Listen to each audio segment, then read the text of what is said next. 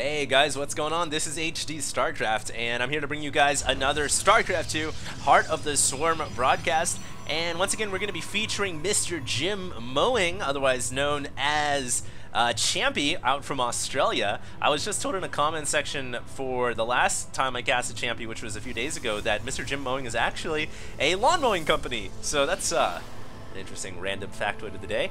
But yeah, Champi here is going to be playing, once again featured as the red Protoss at the top left-hand corner. A lot of people didn't really think that his opponent in the last game that I casted with him was all that up to snuff. I believe his name was Zuko Zai. But you know what, guys? It's not going to be that guy this time around. It will actually be a Korean player. And once again, I just find myself at a complete loss when I try to pronounce these names, so I'm not even going to try. I know there are a lot of Koreans out there, or people who can read and translate the Korean language, that will probably be able to do this in the comment section below. But for now, we're just going to have to call him Mr. Korean. So Mr. Korean is back for another comeback appearance, and he is going to be the blue Terran down here in the bottom left-hand corner, and let's hope that his play is going to be up to the level of Champi, who is a very high Grandmaster's Protoss out on the Australian ladder.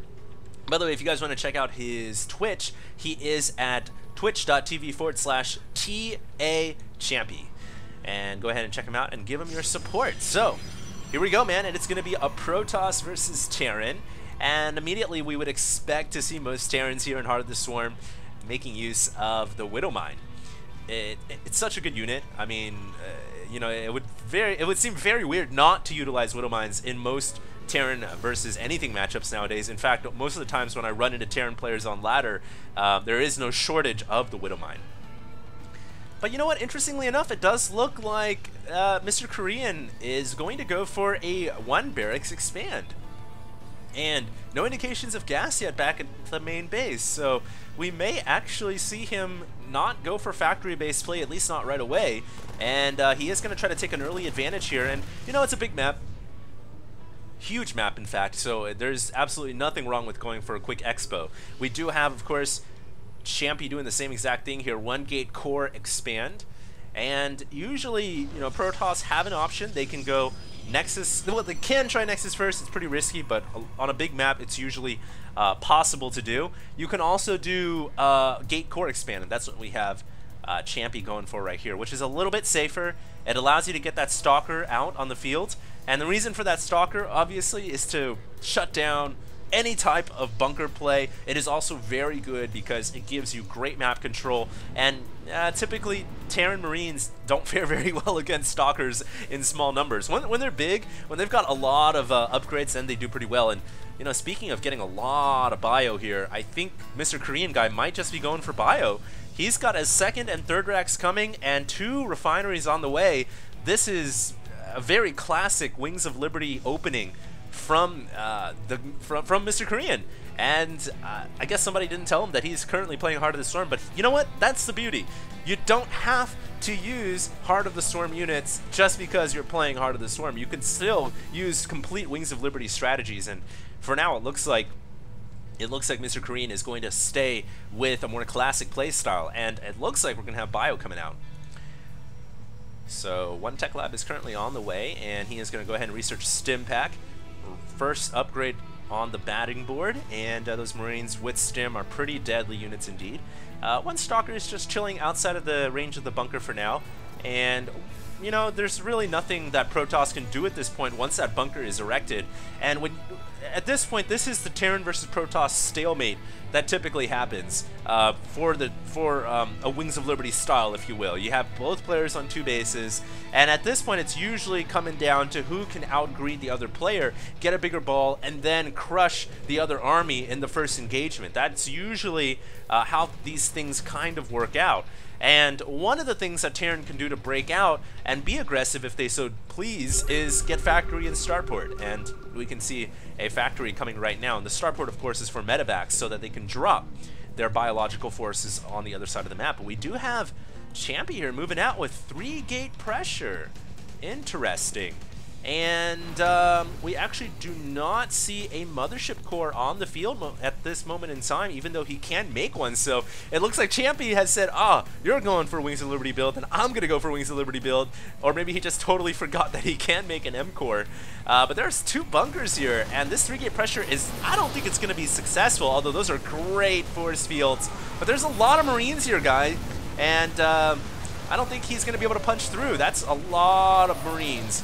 And even without Stimpack, they're still quite deadly. Not too sure why Champy's going for this bunker. He's put it on fire, and it has gone down, but there wasn't any forces inside the bunker. Although right now he is picking off straggling Marines on the other side of the force field.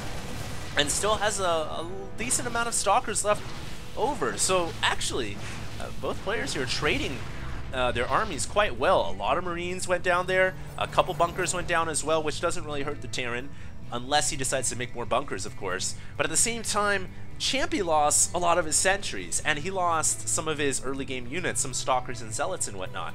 And if you lose all your early sentries in the early game like that as Protoss against Terran, it is pretty detrimental, I feel, because it forces you to make more sentries. Sentries are absolutely critical when you're playing against a bio-based play by Terran. You have to be able to cut the army in half. You have to be able to get Guardian Shield up because it really deters Marine firepower. It really dampens it by giving everything +2 armor.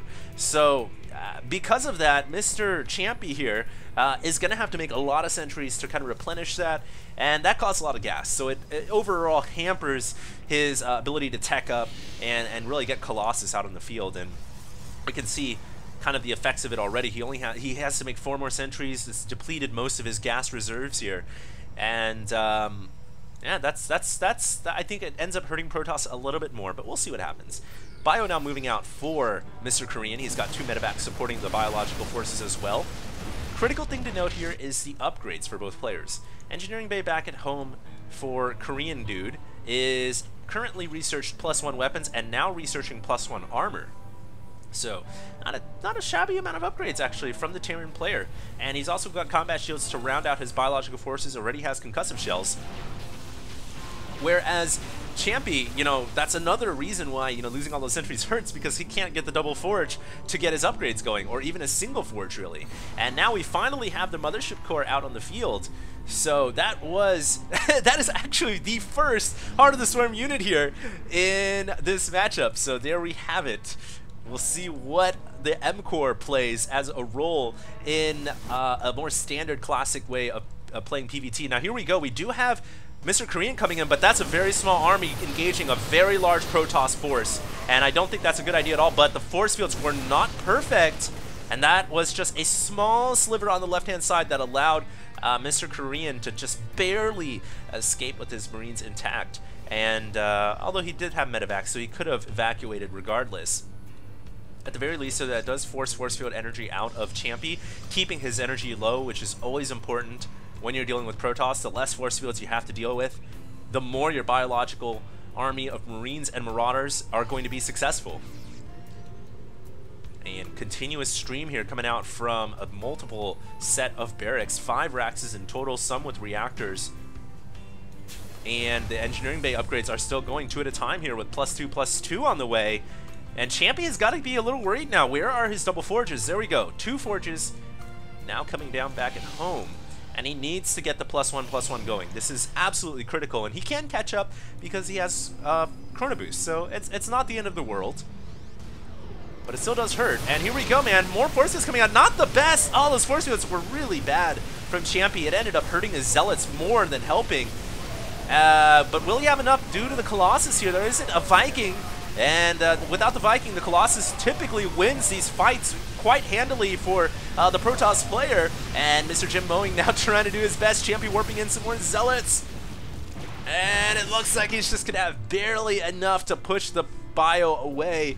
And all thanks mainly to that Colossus with 10 kills right now. Well done, Colossus.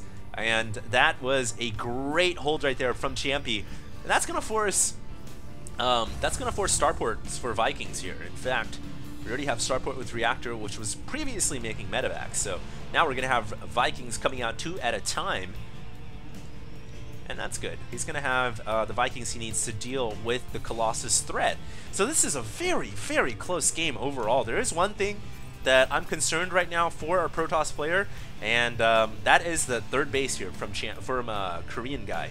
That is going to be an immense help for him, and it looks like he might be going for a fourth base as well. Actually, both players are on 3 bases, so yes, there we go. Mr. Korean is going to have an extra base. He is basically double expanded here, where most Terran players would not throw up the 4th this early on, so he's taking a calculated risk here, a bit of a gamble, but I think it might actually end up paying off just due to the way the map is designed. The expansions are going to be hidden all the way away from the Protoss base. It's going to be very hard for Champi to find a way to attack this unless he can get, you know, a Warp Prism or some pylons over here. But as of right now, I think this is a nice hidden expansion from Mr. Korean, the Terran player, and it should pay off dividends for him, you know, just because of the remote location that it's currently located at.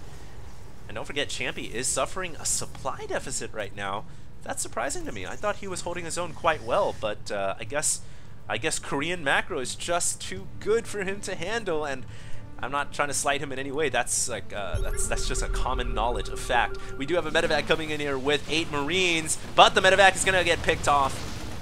Good positioning of the Stalkers by Champi, who actually doesn't lose any Stalkers or any forces at all, and that's gonna help a little bit. In fact, you can see the huge swing here as the gap is closed here for the Protoss player in supply. But that extra base, man, that extra base is gonna hurt. It's gonna help our Blue Terran so much, because it's not detected. He can orbital this, or he can planetary. He's going to be super greedy, and he's going to get an orbital on it. Wow. So he is just extreme macro greediness right now, but I still think it's going to pay off hugely for Korean guy. And you know what? He's marching out right now with the big army of Marines and Marauders. 2-2 is the current upgrades, and Vikings are about to finish +1 weapons, and that makes them extra deadly against those Colossus. Champi really needs that 2-2 to finish up right now. The current upgrade deficit is 1-1 apiece, and then we'll maintain that way until he can finish his 3-3. And more Colossus are coming out at this moment in time, but I don't know, man. This is a scary Terran army, and I think that Champi is in a lot of trouble. The Vikings are going to crush some of these Colossus first up, and great stutter step here from the Korean player, who gets out of the way of all the fodder units under the Colossus and still maintains most of his Marines and Marauders. Both players here just kind of testing the waters a little bit, firing at each other. I think the aggressor overall more was our Blue Terran, but he did not press the situation because he did lose most of his Vikings there. And as a Terran player, when you lose most of your Vikings, you can't really force an engagement into Colossus. You need a lot of Vikings, and the typical kind of thumb mark for Viking count is usually you want 3 to 4 for each Colossus. So at a max of about 20, if they have like 10 Colossus or something, then you might need more. But around 20 is usually the cap you want to go to, because that's where you can really one-shot most Colossus down. Any more, and it typically ends up hurting you, because Storm can really hurt the Vikings as they clump up in numbers. But here we go. A lot of SCVs actually transferring over to this expansion, and more command centers coming down here from the Terran player. Mr. Korean is on 4 bases right now. He will soon have 5 with this command center, and we don't have a 4th base coming yet from our red Protoss. So that is not good at all for Champi. He will need to finish 3-3 if he wants a chance to hold his own against the soon-to-be 3-3 bio of the Blue Terran player. And I think that Mr. Korean is going to go for a timing play here with 3-3 finishing. This could be a deadly timing hit, because the Protoss forces will not have their upgrades nearly in time. And will he do it? 3-3 is finished. He's waiting. And I don't think he's gonna pull the trigger. So surprising right there, a little bit of hesitation, but I think he's got more than a big enough army to go for it. And I really think he could crush Champi's army, or at least do significant damage with the upgrade window advantage that he's got right now. But he's gonna decide to play it safe rather than sorry, and go for the Ghost Academy and go for Ghosts. We can see Mobius Reactor on the way. We even have Terran building armor, which makes these buildings just, you know, that much harder to kill. Even high-sec auto-tracking, although he doesn't really have a planetary, so that's interesting. Although he's making a planetary right here in the middle of that. He's got so many command centers. This is almost ridiculous. And so this CC is just purely here for defensive purposes, and the planetary is going to gain the benefit of the high-sec auto-tracking for that extra range, not to mention the armor.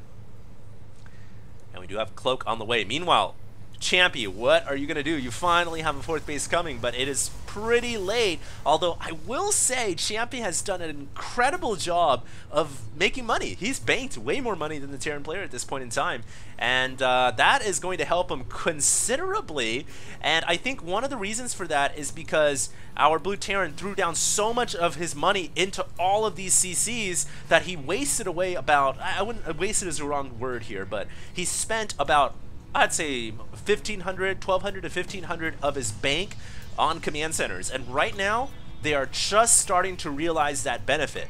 So there is a window here where the Protoss Champi has finished 3-3 and has a bigger bank than the Terran player, and I think right now is his moment to shine. If he's going to try to take this game back, he has to do it now, because the longer he waits, the more these command centers are going to start to return their initial investment to Mr. Korean, and that is going to be a serious problem because there's more CCs coming. I don't even want to count how many command centers there are on the map right now. It is a ludicrous amount of command centers, and must be at least over 10. In fact, let's just go ahead and make a quick head count here. 1, 2, 3, 4, 5, 6, 7, 8, 9 command centers. 3 of them being orbitals. We don't know yet what these are going to be. It looks like more planetaries. Okay, so not uber greedy, but still super defensive posture here by Mr. Korean. And I love the position on the Vikings as well. That's going to be a great spot to pick off the Colossus, although the Templar are very close for a storm. And here we go, man. First engagement. First major engagement at the very least. One Colossus immediately falls. Meanwhile, the charge lots and the bio is getting pushed away by the charge lots. A couple of EMPs coming down. All the Colossus, though, are going to fall, and Champi needs to storm these Vikings. I'm so surprised he didn't storm a couple more times on the Viking army, because those Vikings are... Oh, actually, they're not going to all make it away. So Mr. Korean with a bit of a fault there, a bit of a blunder, because he needs to save those Vikings for reinforcing Colossus. And both these players kind of working against each other. We do have another drop coming out here from Mr. Korean, who picks off a pylon with 4 warp gates being depowered before they could morph into warp gate form, and a couple probes are going to drop here. And in the meantime, these planetaries not up in time, so Champi will take out a planetary here and trying to drop storms to keep the bio away, although some of the Templars are being sniped. But that last storm hit the money, hit the jackpot, and took out all the remaining bio. And now, oh, looks like we have more remaining bio. Okay, so false alarm right there, as Mr. Korean is doing a good job just hiding behind the labyrinth of his buildings with his new reinforcements. Oh, what a storm, though, hitting the Marauders as they were clumped up.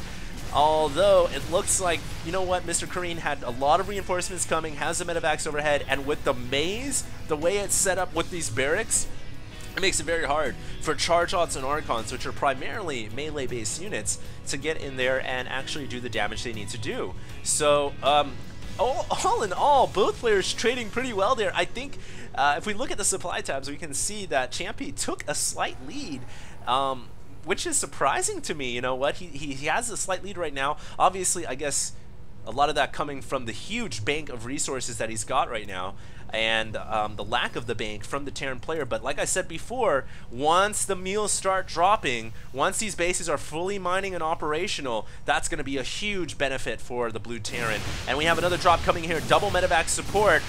Only Marauders, though, so they can't take out probes nearly as quickly, but they are doing a decent job at it so far. Good feedback's coming out, and those Marauders are done for. 8 to 19 workers killed, so the Terran player holds a slight advantage there, but once again, Champi is, you know, he's down on bases. I'm not too sure how this is working. He's only on 4 bases. He's lost more probes this game overall, and you know, the Terran player has at least 2 more bases than he does, but he has more bank, he has a higher supply count right now, and I guess Champi has just been playing a little bit more cost efficiently. That's the word I'm looking for. He's just been keeping his Templar more alive than his opponent. He's been getting good storms off. He's been retreating his army and keeping them working for another tour of the Terran army, you know, another time to fight, to live another day and come in again. But now it looks like Mr. Korean is going to get cost effective, and he is making a lot of ghosts. This is so many ghosts, and ghosts are a very cost-efficient unit for Terran, just like Templars and Archons are, and I guess Zealots sort of are as well. They're just so cheap and they come out so quickly. You know, ghosts are very, very good. You can get a couple of good EMPs here, get a couple of good snipes off on the Templar. We'll see what happens. These 3 ghosts are coming in. They're going to cloak, and there's no observer, and a great round of EMPs coming here, hitting all the Protoss armies and actually depleting the entire army of its shields. Only the Archons remain with shields intact. And finally, some form of detection coming in there to pick off the ghost, but there's still a ghost alive. And will he actually shoot another EMP out? Doesn't look like he will, but you know what? Here's the scary thing. It looks like Mr. Korean, emboldened by the Protoss losing all of its shields, but it looks like most of the shields have regenerated throughout this time, but more EMPs coming. So many EMP shockwaves out there. It is a carpet storm of EMPs, but the charge shots surrounding the bio. A lot of the ghosts are cloaked though, and the medevacs are doing their best in keeping them alive. And it looks like Mr. Korean is going to win this fight just barely, although there are some Colossus on the field. The Vikings are doing a good job of cleaning that up, and the Zealot reinforcements cleaning up the remaining ghosts. And that observer was doing such a good job doing what it was bred and born to do. That is, of course, detect cloaked units. And it looks like Champi wins just barely with the reinforcing wave of Zealots he's got. And now he's feeling emboldened enough to go ahead and make a push. But once again, we're attacking into this labyrinth, this corridor, where I feel like range units, they do have a very distinct advantage. So I don't know if Champi wants to make a push there. Our Protoss player probably doesn't want to make that move again. It didn't work out too well for him last time. I think maybe attacking down to the bottom right would be a better idea, but does he even know about those bases? He does not. He has no idea the bases are there, and he moves in. Oh, this is going to hurt him a little bit as he loses some of his Zealots, and he pulls away. Look at this Colossus, too. It has 2 health. And now regenerating his shields, but it is very close to dying, ladies and gentlemen, as its shields are regenerating. So this is a close one, and a lot of Marauders coming out here from Mr. Korean. The Blue Terran with a great concave has good medevac support as well, and Champi overextending. He's going to try to get a Storm, and using the Storm as a retreat mechanism. I really like that. You know, if he didn't storm there, he would have been forced to engage, but he dropped the storm as a way of saying, look, if you want to chase me, you're going to run through a lot of storms to get to my forces, and do you really want to take that risk? And it looks like that little psychological maneuver ended up working pretty well for Champi, as he was able to use a tactical storm for retreat. And this is a complete, like I said before, complete Wings of Liberty style StarCraft 2 matchup. Really no HOTS units at all except for the M core. And I still don't know where that Mothership core is actually at. I'm doing my best to try to find it. I know there's one on the field somewhere. And no idea right now. No idea. I might have even passed it by as I'm just kind of glancing through things so quickly. It's definitely not over the Protoss army. And let's just go past one more time. There it is. Okay, there it is. So the Mothership core just chilling amongst the gateways. I think it would be a good idea here for Champi to bring the Mothership core with his army, purely for the recall ability. He's got enough energy to do it twice. And the thing is, a lot of times, because Terran has stim, they're so fast, and if the Terran starts to win the battle, a lot of times Protoss ends up losing the battle because they can chase him down with stim. Well, guess what? With Mothership core recalling, that can completely change the way that works, and I'm very surprised, very, very surprised that Champi isn't making use of it. It seems as if the blue Terran, sticking with primarily a Wings of Liberty style, almost made it so Champi stuck with the Wings of Liberty style, and Champi totally forgot about the M-Core. So we'll see, though, but he is moving in here. Oh, this is a bad position for our Protoss player, and a very good position from the Terran, but the Storm comes in! Oh, those Storms are crippling the Vikings, although the Vikings killed off all the Colossus, so good job by them. They did their job before they went down, and now the Vikings are going to land to provide additional firepower, and wow! Champi could have killed off those Vikings, must have not been paying attention on the retreat there, as those Vikings actually did some damage as they were landed down, and I think they might have killed a few Templar or two. And meantime, we do have a drop up here in the top right, killing off a Nexus. Beautiful play right here by Mr. Korean. But his army is much smaller because he's dropping, so he's going to have to rely on reinforcements to keep this Protoss army at bay. Beautiful choke point, though, as those two Raxes force the funneling of the Zealots. Although the Zealots are finally going to push their way through. Meanwhile, Zealots over here at 313, able to force the Bio to actually retreat into the medevac. So this is going to be a pretty close one. I'm not sure if who's going to win on either side. There isn't a pylon here, so these are the forces that Champi will have to use to defend against these two medevacs, but it looks like he's got more than enough to do it as they retreat. Meanwhile, Champi making a press here at the 6 o'clock, and some more reinforcements coming out, some more biological troops fresh from the Rax production facilities. Are they going to be able to hold here? Because, in fact, it seems like some of the Raxes have already gone down, and really, Mr. Korean doesn't have that many forces here, while as Champi does. Champi has a much larger army, and he is going to make a push. Meanwhile, Marauders dropping over here. There's just two fights going on right now, trying to keep track of both. And it looks like Champi is going to press through. He kills off an orbital. That's going to help. If he can get another orbital out here, that would be useful as well. But I think more importantly, maybe going for the Raxes and the orbital that's actually at the gases and the minerals. And he's going to do just that. He's going to be able to push through here. And no response from the Terran player, who's trying to just muster up enough of an army over here to eventually, you know, be able to make something happen. And it looks like he's just going to try to do some pot shots in the back of these Stalkers. Not a bad idea while they're preoccupied. But while Champi has killed off this base, the problem therein lies that there is still a lot of bases and a lot of orbitals. Oh my god, look at all the mules. Oh, that's going to be a lot of money, man. That's so much money, I don't know what to do with it. And Champi finally is going to go check the bottom right. He still has no idea there's bases down here except for the sensor tower outline of the circle on the minimap. The Marauder still harassing the back of his probe line, has got 7 kills, man. A 7-kill Marauder finally will die unless he saves it. Still killing probes. What a champ against Champi. Champion Marauder right there. And meanwhile, Marauder's trying to make a save here, although, you know what, Mr. Korean is running pretty thin there. Those Marauders are very far in the red. We only have enough actually to keep the actual fresh new mining bases back in the corner here alive, and especially the Mules, man. Doesn't want to lose the Mules at this moment in time. Those Mules are the only lifeline he's got in staying alive in this game. It's providing him a fresh influx of resources, but he's running dry on gas, and so that means he can only make Marines. He won't have Marauder support.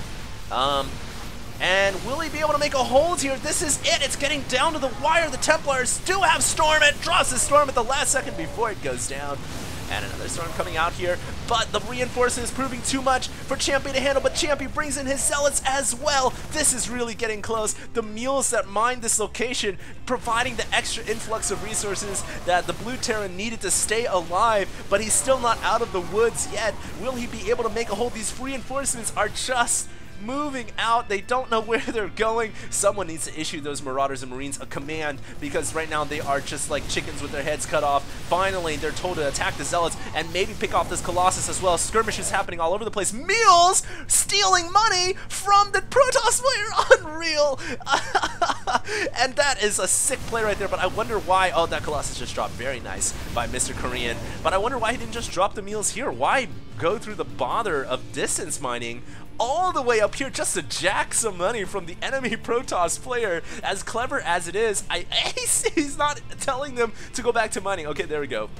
I mean, yeah, there's an advantage, I guess, by stealing your opponent's money permanently, but I think it's much better just to mine happily away back here at home, where you get a much more efficient rate of income. That was very interesting right there. And still a close one right here, ladies and gentlemen, as Champi is at 313, not bothering to get the shield upgrades he should. And Mr. Korean is maxed out on upgrades, has been for a while now. 41 minutes in, a new Protoss expansion looking to come up, but Mr. Korean has other ideas, doesn't want to let this come in favor of the Protoss. Is going to try to shut it down, but that medevac is quickly swarmed, and those two SCVs go down as well, so that is going to fall. But we do have another attack here on the middle of the map in this 12 o'clock position. A lot of Marauders and Marines here are going to try to go for a Nexus snipe perhaps, or go for Colossus, but you know what, he's got to be careful because he might get sandwiched on 2 different sides. Going to try to pick off the 2 Templars, and he does just that and gets out of there, but takes some losses on the way out. So it was not a free kill by any means, and I think that ended up hurting Mr. Korean more than it hurt Champi at the end of the day. Of course, Champi also gets this Nexus up at the top right as well, so things are starting to look pretty bright for our Protoss player from Australia. He might just be able to take out this Korean monster, who so far has been playing a very good game. I mean, once again, his orbital count, even though he lost a ton of them, is still astronomically high, and he's got planetaries to cover his Rax productions back at home. So this is, you know, basically on the left side of the map, we have the Korean Terran with all of his Raxes and a bunch of planetaries protecting that location. On the right-hand side of the map, we have the economy. This is where the labor is done for the Terran player. And, you know, all of that is funneled back to the left-hand side so more troops can come out. So this is a very good setup by Mr. Korean. And I don't know, actually, if Champi's out of the woods entirely, because if you look at the bank, those mules, man, mules are so good. They always have been, and 3,000 is the bank that Champi has to kill off. He has to completely deal with, and I don't even know if he can. Man, he's gonna have to be very cost efficient here, but those Marauders and Marines just microing away from the Zealots, and now it's gonna be up to the Colossus. There are 3 Colossus here, but once all the Zealots drop, if there are too many Marauders and Marines remaining, then those Colossus are in trouble. Random storm right there, another good storm, and it looks like Champi is going to be able to blow through the entire army. Well done right there. That was actually really good and entirely necessary for Champi, because let's face it, if he hadn't crushed that Terran army there and then he wouldn't force Mr. Korean to spend through his bank. He would have had, you know, 3K in money, and that would have been a huge problem for Champi to deal with. So the blue Terran, they're forced to spend some of his retirement savings there, and that makes this game much, much closer. 124 supply to 108 right now. Harvester counts very close. Units lost. Wow. Look at that. The Terran has lost over 71K, and the Protoss has only lost 45K. And actually, that makes this very interesting, because the Terran doesn't have that much money to work with on his bases anymore. You can see here he's trying to capture the neutral expansions, whereas Champi still has a lot of bases worth mining at the top right, and that means that as this game goes on, Champi still has a lot of money to play with. He just hasn't mined it yet, but once he does, you know, he's actually not looking too shabby at all. We'll just have to see how this plays out. But it seems that Mr. Korean mined through everything so quickly and expended everything so, I don't want to say carelessly, but you know, he lost a lot more units than the red Protoss did. So we can see that is going to be a problem here. That units lost tab, there's a huge difference, man. That's almost, I mean, it's almost double, and so that's going to be a big problem, and some type of we'll have to see if Mr. Korean can find a way to overcome that deficit. He does have a big supply lead right now, though, at 181 over 134, and that's as a result, a direct result of the bank that he had, and he spent it right away to his forces. And right now, Champi is just trying to buy time to make enough money to match the Terran's army's size. He needs to get probes mining the gas, so that is going to be absolutely critical. I'm not sure why he isn't right now. In fact, not mining the gas efficiently at all. And we do have 2 medevacs here coming in.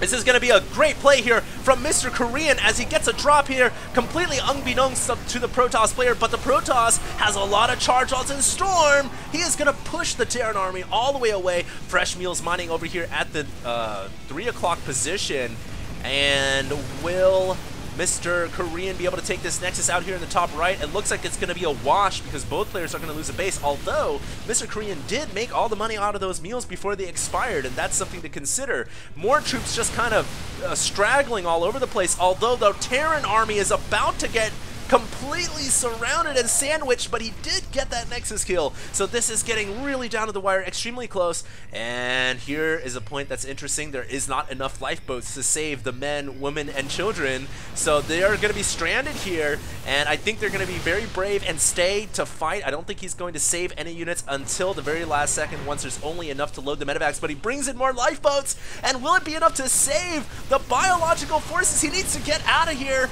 but he's staying around. Oh, the feedback killing off the medevacs, and now it looks like Mr. Korean forced to fight, and that storm is the death sentence for those Marines and Marauders. Great play right there by Champi, the red Protoss player, and now it's getting it's getting down to the wire. 65 supply to 82, and you know, our blue Terran here is really going against the convention. The idea that Terran players in the late game, at least in Wings of Liberty, have a very hard time dealing with Protoss late game.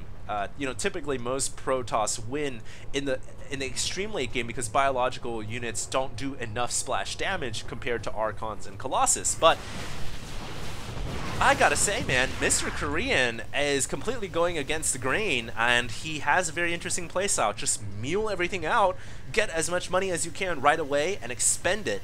And even if you're not being cost efficient, as we can see on that unit's loss tab, it doesn't matter because you have more money to play with. And you know what? My forces as Terran might be inferior to the Protoss late game, but if I can make more units and I can mine more money, it doesn't really matter. It's almost like a Zerg mindset approach to the game, and it certainly seems to have worked out pretty well for Mr. Korean, who is going in here with another medevac drop, but the photon cannon is there. It's not actually warped in yet, so these three Marauders could look to do some damage. Right now, Champi needs to shut down this base right here because it is freely muling at that mineral location, and he has found it, so he is going to go for the snipe, and that orbital is going to drop. But mules are distance mining over here at this location, and this is just prolonging the blue Terran's lifespan in this game. Really, he shouldn't be able to make any more units because he has no more money.